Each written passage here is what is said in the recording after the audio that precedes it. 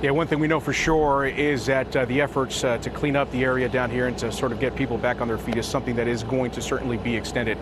Jeff Ray is joining us right now to talk a little bit more, Jeff, about how we sort of got to that point of the historic floods and how all of that happened. And I have here in my notes, because it's worth pointing out, we've heard a lot of figures, Jeff, about just how much the water rose in those hours that when all of the devastation happened. But it's my understanding it was 22 feet. That's the official count. 22 feet in 3 hours. That's what you all saw, right? Yeah, 22 feet in 3 hours in the middle of the night.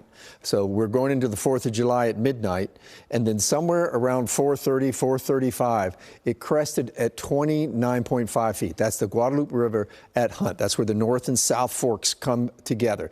Now, the record there is 36.6 feet set back in 1987, but this happened so quickly. 22 feet in 3 hours and in the middle of the night. First off, the good news, there's nothing going on now, not even a flood watch. That was released at 10. No warnings. The rain has left the area. The setup was simple.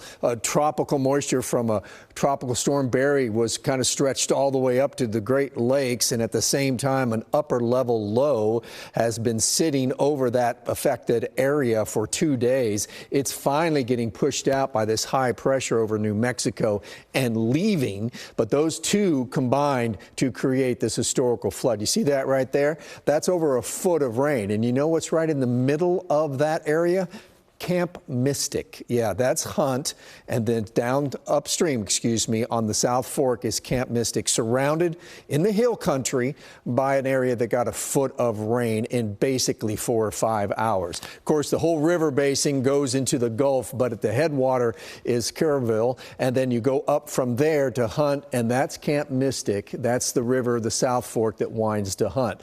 Couple of points here. The North and South Fork come together at Hunt. Confluence of rivers is always a flashpoint of flooding. The Cypress Creek runs right into the South Fork at Camp Mystic. Here's some of the important timelines of what happened. They issued a flash flood watch that afternoon before, and then at 1 in the morning, a flash flood warning was issued for the whole county. It was described as a dangerous event in progress at 3:36. By 4 in the morning, a flood emergency was declared, and by 5 in the morning, they said that the river was the highest, second highest it had ever been.